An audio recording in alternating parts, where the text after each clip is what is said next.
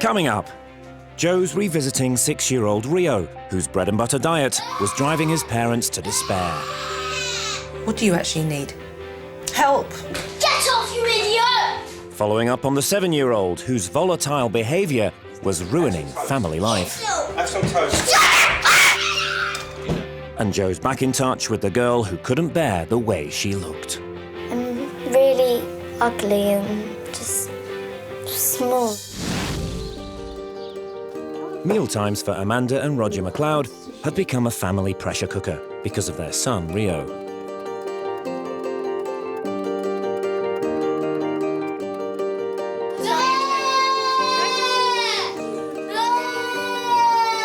Six-year-old Rio has a severe eating disorder. Aside from the occasional sweet, his diet consists of just 2 foods. The only thing Rio will eat is bread and butter, of which he has every meal time. Rio will be 7 in October. He's never eaten a proper meal. Any illness that's going around school, Rio will catch. Is always poorly with one thing or another, viruses, colds, things like that. Try and put a little bit, just a little bit. If I do try to make Rio eat anything that he doesn't like, he will make himself physically sick.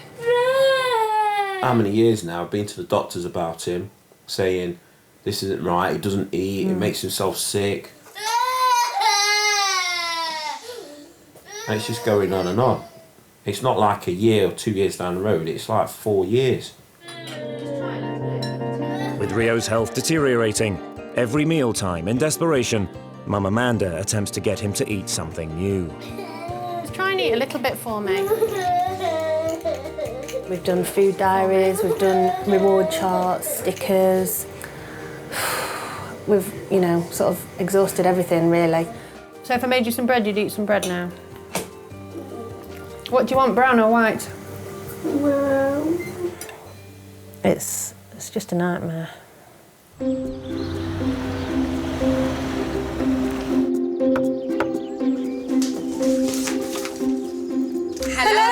Hello, welcome. Okay, so how long have you guys been challenged with Rio's eating difficulties? Since weaning, really. 2, 3. Yeah. And that's upsetting for you? Yeah. How does that have an impact on how you just operate every day as a mum, as a wife? I think I just run myself ragged with trying to help. So your needs are way down there in comparison to everybody else's needs. What do you actually need? Help. Help Rio. And just have a normal sort of family life. We have a mother who is incredibly stressed because right now he has the power. They both said that from the age of 2, they just put their hands up and gave him what he wanted. Oh, he's now had 4 years of putting his foot down and saying, well, I don't want it. Sorry, I'm not going to eat it. And I think that Rio is quite a smart little boy. I think he's got their number. Well, I like the trampoline. Joe has her suspicions about the root of the problem, but wants to see if Rio can offer up any further clues. It's been a few months since I've been on a trampoline. Whee! OK, we'll sit down and we'll talk. What do you mainly eat then? Like at breakfast time, I like yoghurt. And I love porridge. Do you love porridge? No, have you tried porridge? No. Oh, well, you don't know if you don't like it then, do you, if you haven't tried it yet? No. Sometimes with Mummy, okay,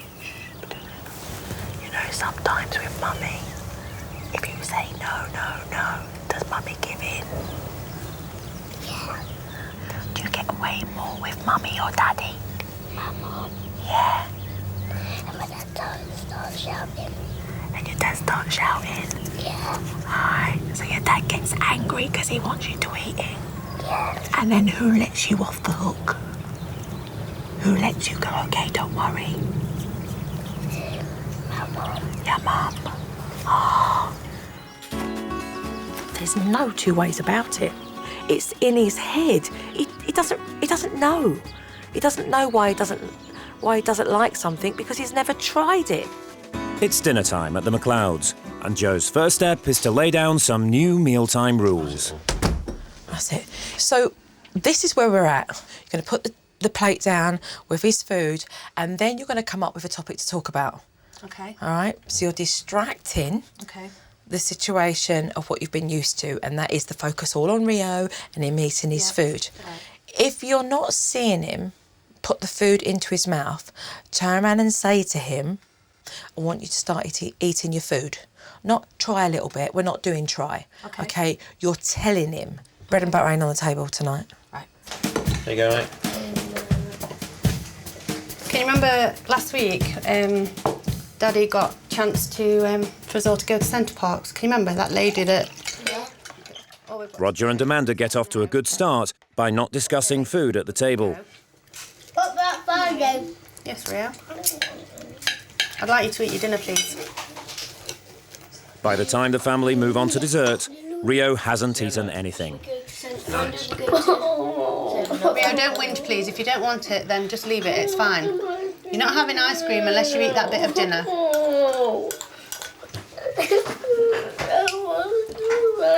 Right, well, if you want some ice cream, then you've just got to eat this bit of dinner. So very calmly tell him that if he's going to continue crying, he can leave the table. Do you want to carry on sitting with us here at the table? Yeah. Right, well, you need to stop crying then. When you tell him once, it's final. There's no negotiation. He can't negotiate. Go sit down there, please, Rio. Because you didn't eat your dinner, then you don't get ice cream. And stop that silly noise, please. It's not pain, it's not help, it's not like it's like, Mummy, please, Mummy. No, it's the whimper, please, because try and manipulate. Yeah. So he's not once mentioned my name. No. Because I'm always the one that backs down. An hour later, and Rio still refuses to eat even a tiny portion. This is pure power play. He has never had to go this far with you because you've always given in. Yeah. You've always let him have it. Yeah. And this is you stepping up and being equal with your discipline. After a 2-hour standoff, Joe heads off for the evening and Amanda puts a defiant Rio to bed. I've got to listen to this, hold on. Mommy, I'm going to be sick. I knew this was going to happen when I left. Because he knows I won't put up with it. And he knows his dad won't. That's why he beelines for his mum. Stay strong. Break the mould. OK, this will be your toughest night. Yeah. Love her. It's tough for any parent. That first night's bloody agony for her. Coming up, Rio changes tactics. I really have got a tummy ache, Mum. Joe's revisiting the girl who's convinced she's ugly. In the mirror bit of the toaster, I saw myself and I was just crying because I'm so ugly. And catching up with the family whose son's ADHD made every day a nightmare. Shut your mouth, you idiot! 12-year-old Bronwyn lives in Dorset with her mum Emma, stepdad Adrian, and baby sister Ellie. I'm really sort of stupid and ugly and too thin and skinny. I feel really horrible. I think Bronwyn is obsessed about her looks at the moment. It started off with her birthmark when she was about 7. I feel like everybody's looking at it. It's embarrassing. Then she started to say that she had a hairy back. This is hair removal cream and I use it on my back. She doesn't like hairy arms. She was shaving her legs when she was 10. She's just not happy being who she is. Bronwyn's anxiety about her looks is so severe, she refuses to leave home without a full face of makeup. This is all my makeup. Usually I'll take about 2 hours probably to choose what I'm wearing and like put on my makeup, and then I'm always late for school. There was a time when I was just making some toast and in the mirror bit of the toaster I saw myself and I was just crying because I'm so ugly. Consumed by a pressure to look perfect, Bronwyn spends hours looking at glossy magazines for inspiration. Everybody's always looking absolutely immaculate. It's just not real. And she doesn't seem to understand that. And if I knew what was going on in her mind when she is looking in the mirror, I'd be able to fix it.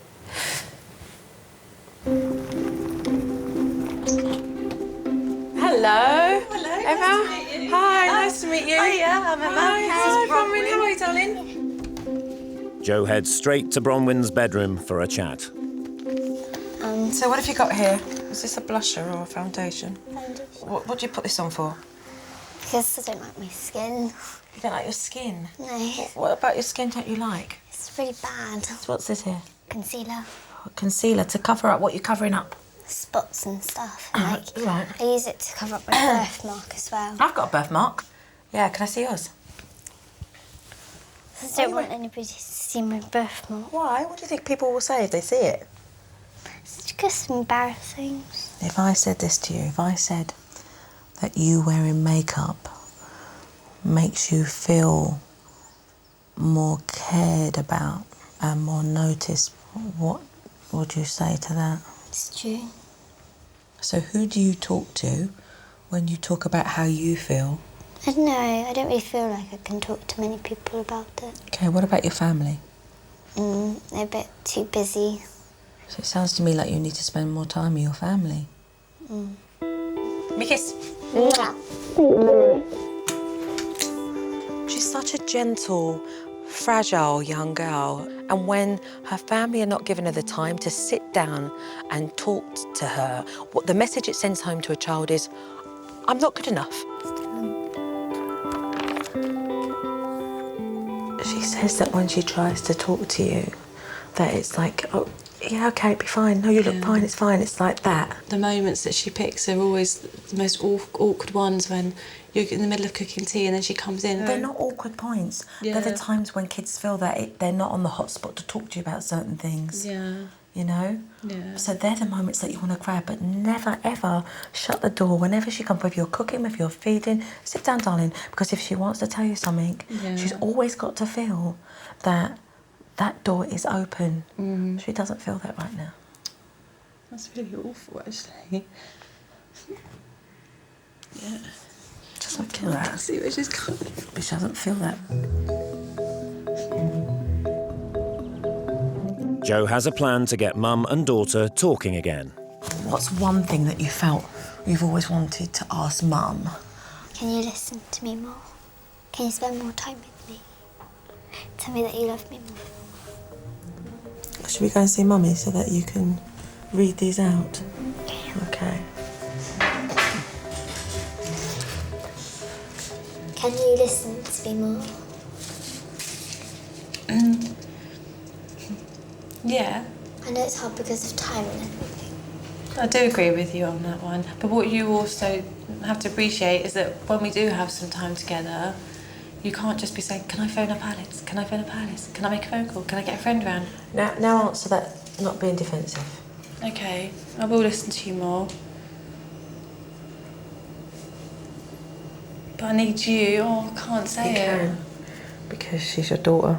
Because that's how you both keep connected. Okay, but if I listen more, you listen more. Tell me that you love me more. Oh, honey.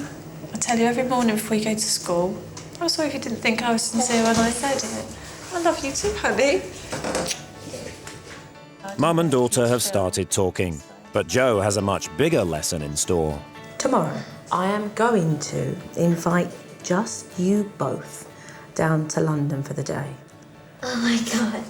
And we are going to have some girly time.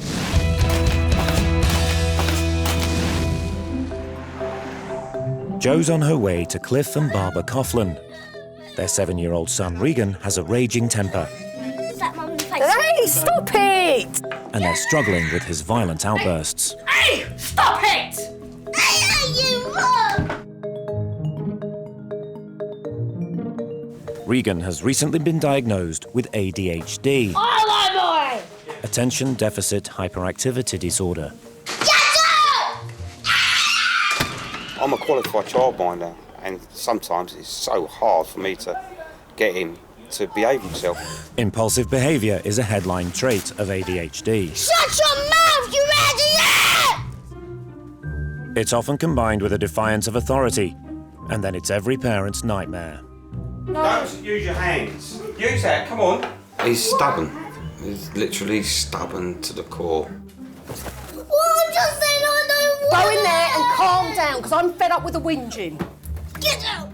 Many people still believe that ADHD is just a modern label for badly brought up kids.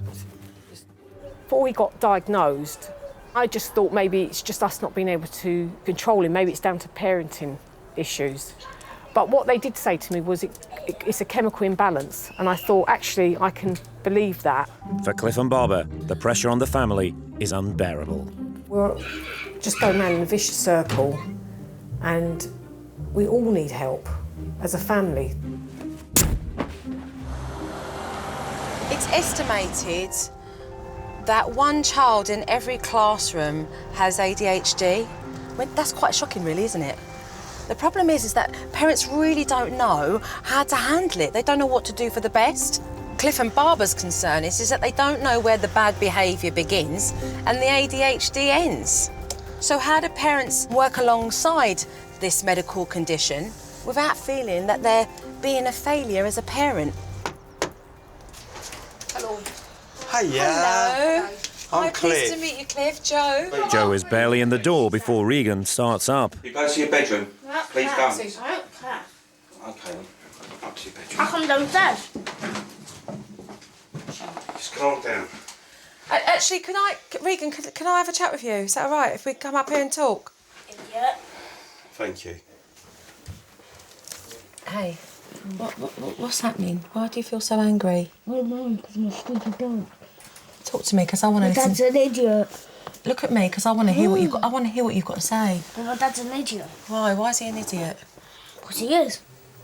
What does he do that makes you so angry? He says, "Oh, don't you stupid room." So why am I here? Guns. Oh, can't help me be good. Is that why you think I'm here? Yes. I'm here Yes. so that you know your mum and dad, Yes. so that they can get to understand you more. I know that. Joe wants to know what parenting structures Cliff and Barbara currently have in place. We let him decide what his reward would be. Like So what's written down here? Like what does Regan have to do? Regan, please. You don't get this until you pick that up. Pick it up and put it back, please, Regan. Up to your bedroom. No, I've had enough, Regan. Stay in. You stay here. Unless you're going downstairs to pick that stuff up. You're not going to pick it up. You stay there. It's not that I don't understand where you're at right now, because I tell you, it's the most challenging thing that parents have to deal with, okay? Having a child who's been diagnosed with ADHD. Yeah. All right? But objectively, when I look at the pair of you, you're like two balls in a china shop. Yeah. It's power and control, it's confrontation, and it's destroying your relationship with him. It's day 2 in Nottingham, and Joe's helping Roger and Amanda McLeod with their son's acute eating problem. Today she's decided the family should eat out, which is something they never do because of Rio's uncontrollable tantrums. There's all different kinds of meats. That looks good. You don't want it. See him psyching himself up about it already. If you don't put it in your mouth and just chew to see whether you like it, you'll never know. Just try a little bit. Just try a little bit. Just put a few. You've got to, look, the lady's waiting. We've got to hurry up.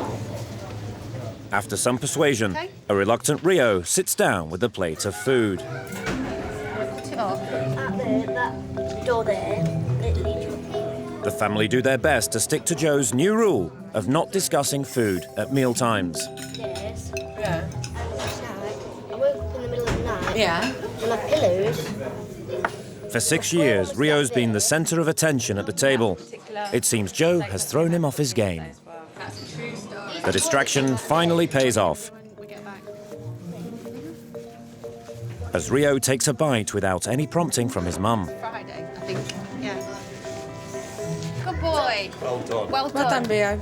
The lunch marks a milestone for the family. Well done. I'm going to take Sam. Rio has eaten a whole piece of chicken, and they've survived a tantrum-free meal together for the first time. It's just... honestly, I could cry.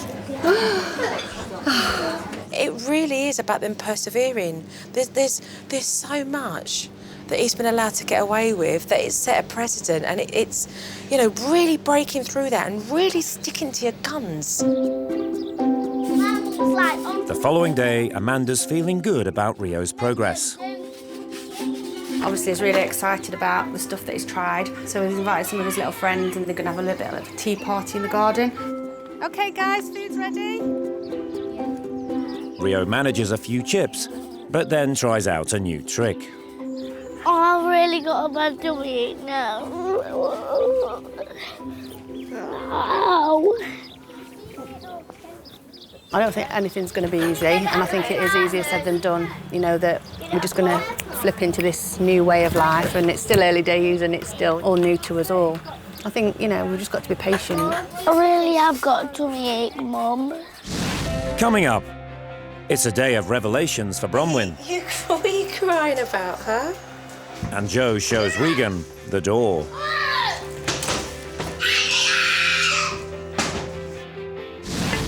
Regan's ADHD is a huge challenge for his family. Shut your mouth, you idiot! No. And Joe knows she has to deliver some practical support for his beleaguered parents.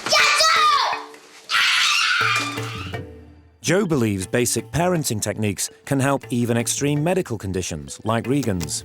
I wanted to show you the importance of thinking about your behaviour and the things that you can do that will stop Regan responding the way he does. What's all that shouting? Not talking! Why not? That was... What did you do that to Mummy for? OK, let's talk about your body language. You walked in ready for what? Confrontation. Yeah. How? How do we know that? What did you do? Well, I went straight over to him. Show me your swagger. It's this, isn't it? It's policeman swagger. Show me. Yeah. Yeah. You walked in with a swagger. It was like, you're up, you're ready, you're on guard, you're ready. It was like interrogation over the old desk. Over his bed, you see that? If he's angry and you're telling him what to do, you're not going to get the response that you want. Joe needs Cliff and Barbara to see things from Regan's perspective. Get away! Get away! Calm down. Get away! Listen. All right, calm down. It was his space. He told you to leave him and you started to encroach in his space. You stepped into it. And I'll show you, look. Stand up, the pair of you.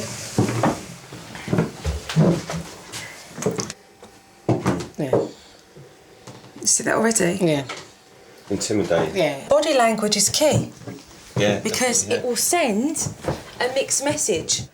When he says get away, I can't believe that I'm then carrying on invading his space. Diffuse. Don't control everything. And compromise. It's about working alongside what he has. So it's changing how you think. Joe leaves them for the evening. But can Cliff and Barbara use what they've learned and put Regan to bed without a battle? Come on, Sleep home. down here. No, you're sitting down here. Let's go upstairs. I've got all your Lego ready. Oh. Come on, good boy. And you've been really good. Getting Regan to go to his room is a feat in itself. And getting him to stay there normally takes hours of fighting. I'm going to come up in half an hour and see what it's like, yeah? See what he's built me. OK? Love you. Dad? So that's one question. Does it have 3 engines or what? Two. Yeah. All right? Yeah. Not confronting Regan when he comes downstairs is a turning point for Cliff. And one that pays off. That was an easy battle. I mean, I really thought when he come down that, oh, here we go, this is it, the last one. But he took to it and he went back up. Can you hear it? No noise. No noise at all. It's the next morning, and although Barbara and Cliff made a breakthrough getting Regan to bed, there's still a long way to go before his behaviour is manageable. Regan, have biscuits for breakfast, please. Can you stop him? Come. Darling, have some toast. Yes, no. Have some toast. What's up, love? Shut up. Regan, what's up? Shut up. What's happened? Shut up. Do not speak to me like that. I can speak to you if you want. Well, then I won't speak to you anymore then, unless you're kind. Cliff, come down, please. It's a chance for Joe to take Cliff and Barbara through techniques for avoiding confrontation and staying calm. Count with me. 1, 2, 2, 3, 3, 4, 4, 16. 16. I'm the mature one. I'm the mature one. 20. 20. Okay, follow me, Clip. Be quiet. Regan, if you're not going to behave yourself, you're going to have to leave this room. No! No!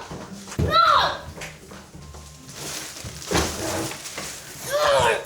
No, because of how you're behaving. I've already told you. Get off, you idiot! I've already told you. No! Calm down before you're in our company. No. I'm not going to have you being destructive because I know that you're capable of behaving yourself. Excuse me, please.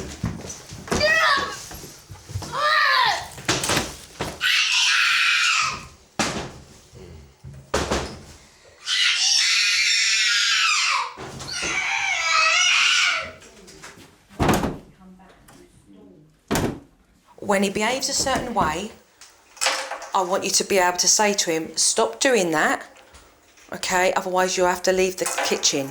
And if he doesn't, then you give him 5. Now, giving him 5 gives him an option to change it or not. Then you remove him and you close the door and you do that for like 5-10 seconds and then you just open it. That way, he's learning to realise there is certain behaviour that you'll tolerate and certain behaviour that you won't. Okay? And that is achievable. She's made me realise that, you know, we're all on the same side, and I just feel like things don't have to be a battle. It's not a win-lose situation with Regan. It can be a win-win for all of us. Joe's successfully shown Cliff and Barbara how to respond to Regan's tantrums, but now wants to go one step further and get them to understand how best to communicate with him. This is the listening game. You've got to work together. Yes! You have to hold hands throughout the entire game. All right? No, hang on! A defining trait of ADHD is a short attention span. OK, Regan, you need to listen now. You need to turn around and face the trees. Keeping instructions short and sweet will hold Regan's interest. Find the string with the red dot on. You will now turn around and face the tree to your left. Go to that tree, hopping.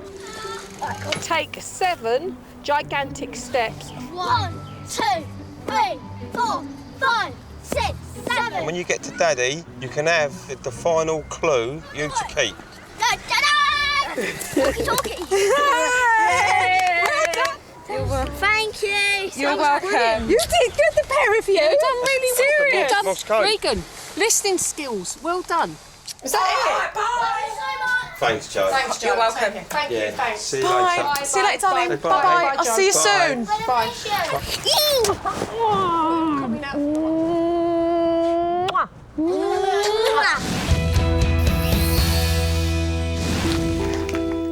Joe has been helping Bronwyn, a deeply insecure 12-year-old who is obsessed with looking like the model images she sees in magazines. I'm too thin and skinny. I feel really horrible. Joe's invited Bronwyn and her mum to London for a special girls' day out. Hiya. Hi. How are you? How are you doing? Oh, fine, Yep. thank you. So, are you ready to have some fun? Because this is going to be quite interesting, to say the least. Today may look like a treat, but Joe has a hard lesson in store.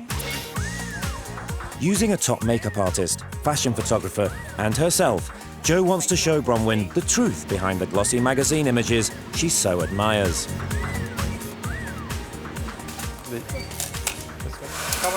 Face me, camera on. I love that. Beautiful.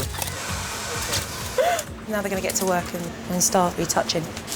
99% of beauty images are retouched before the public sees them. Colin Hume has worked on images for Rimmel and Vogue and is making Joe's photo the accepted standard for a fashion or beauty advert. We've reduced the arm size. OK, so can you see that, Bronwyn? Look at my arms in colour, and then look, see how slimmer they are now at the top? We've slimmed down the face, so around the jaw, My chin is more defined. And have softened the bags under the eyes. 4 hours of retouching later, Jo is 3 dress sizes smaller, with slimmer arms, a thinner face and neckline, and her eyes bag-free. Looks a bit not real, do you know what I mean? What looks more real? You with, like, without you being changed. Now that Bronwyn has witnessed the extent to which the images in magazines can be manipulated, Jo's next mission is to help her rebuild her self-confidence.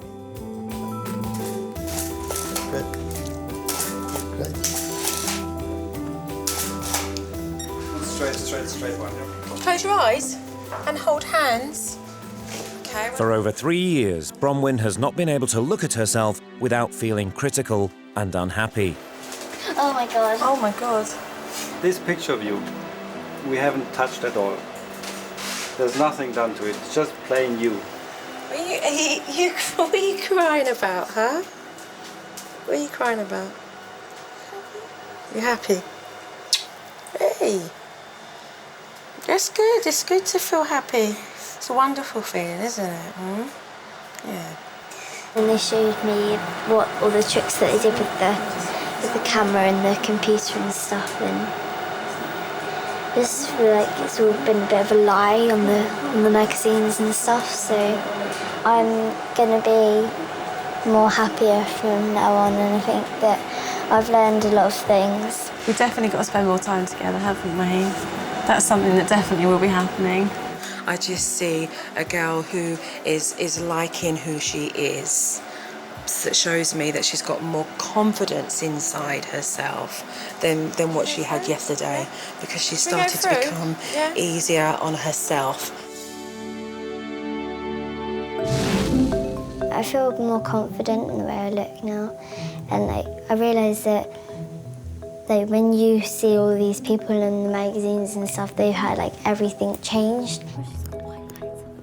Jo came here to make her feel happier about herself, to give herself more self-esteem and some more confidence, and she's definitely done that. I feel less of a pressure because I can just look like me, because that's who I was made to be.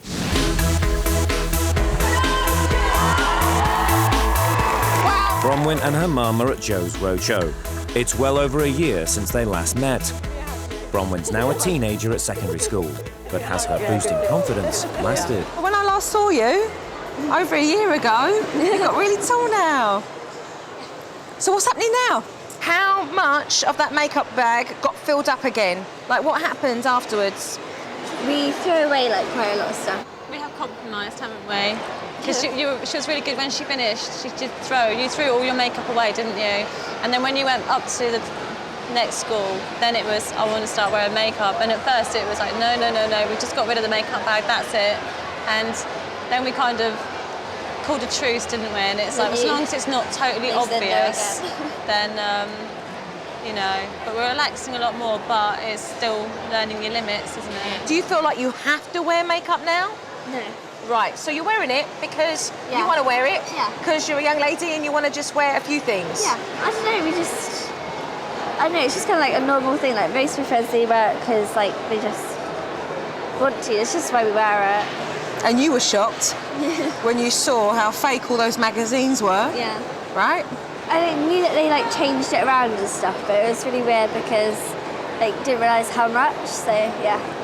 Did it have an impact that every time you opened up a magazine after we had all got together that you thought, I know how that's done now? I was with my friends and then we were just going through how much it had been airbrushed and stuff. Well, you don't even buy magazines anymore, do you? Not really. I haven't seen her buy a magazine since, but before she was quite obsessed by them. So, how did you guys move on with regards to your communication? Because we opened up big doors. I think it was quite easy because I don't think it was ever really shut, was it? But it was just about us. It's like you had to talk to me about something, wasn't it? And we did, didn't we? We would talk about it then and there. And it was little things like just doing the dinners and going up to the shops. We went to the cinema as well, didn't we? Yeah. We had a cinema night. So it was just spending the time together, isn't it? Yeah. And communication. Yeah. You know, it's important because that's about trust. You know, it's important that literally you know that Bronwyn can talk to you about girly things. Yeah. I'm pleased to hear that. It's nice that you go out and spend time together. And listen, really good to see you both. No, I'm really thank glad you. that you popped down. Coming up, a challenge for Regan's parents. A family meal out. You just don't know what he's going to do next and you just don't enjoy it. And find out if Rio has managed to kick his bread and butter habit for good. Joe's been helping Cliff and Barbara in London. Their younger son Regan has attention deficit hyperactivity disorder and is prone to violent outbursts. One of the tasks Joe has left as homework for the family is to go out for a meal together.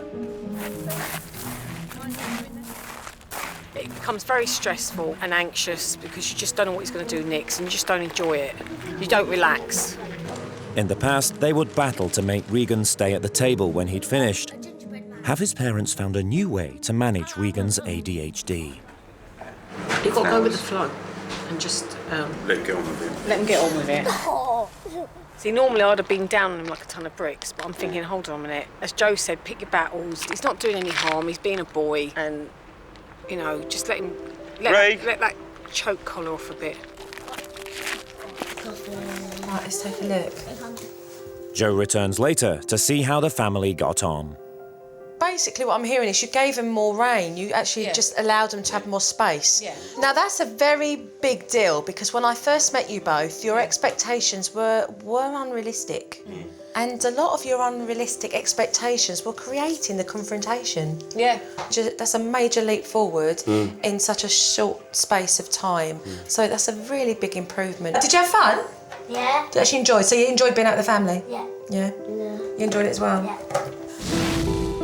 It's well over a year since Joe met the Coughlin family. Have they managed to maintain her strategy? The atmosphere around the house is a lot calmer.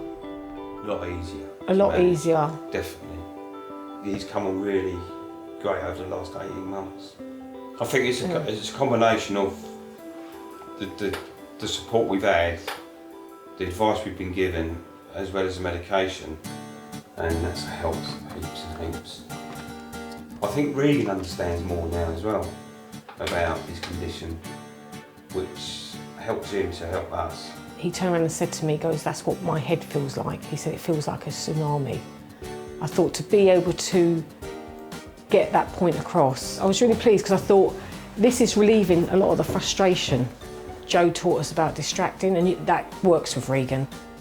He likes helping him do the dishwasher. Who were upstairs, he likes It's very hands-on. hands-on things, yeah. Regan? Yeah? Can you do Daddy a favour? What?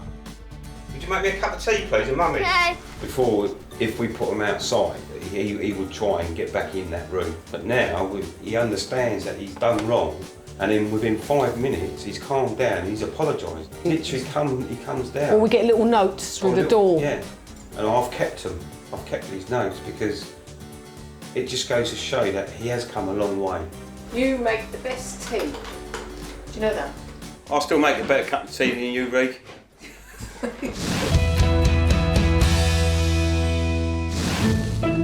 In the Midlands, Joe asked Roger and Amanda to set up a new mealtime regime for their fussy-eating son, Rio. But after some progress, it seems Rio just can't give up his bread and butter. And Mum and Dad are giving in.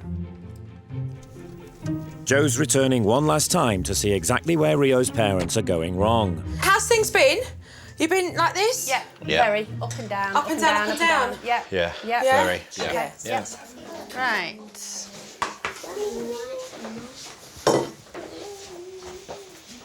You need to eat what's on your plate, Rio.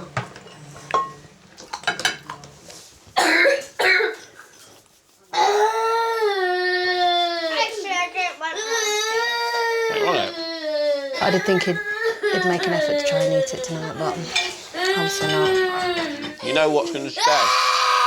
As things go from bad to worse, Joe takes Amanda outside for a pep talk. When he's crying, what are you feeling emotionally? I'm just feeling guilty, like I shouldn't be subjecting him to this, that I should be...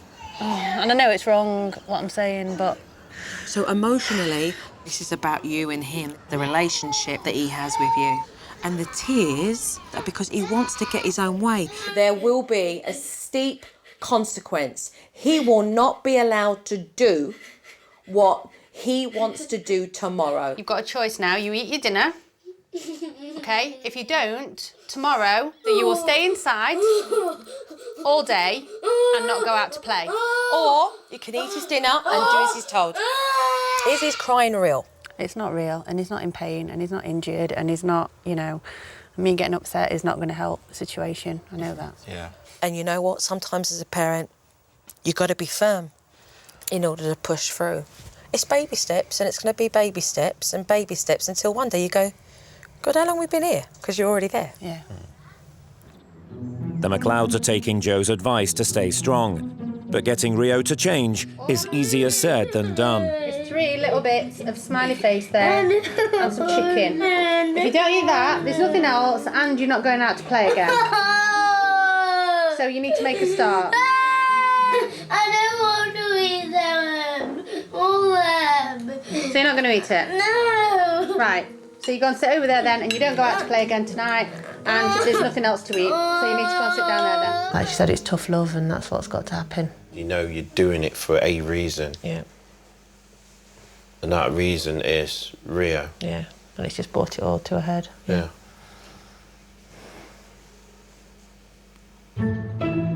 2 months later, and Amanda and Roger are seeing results.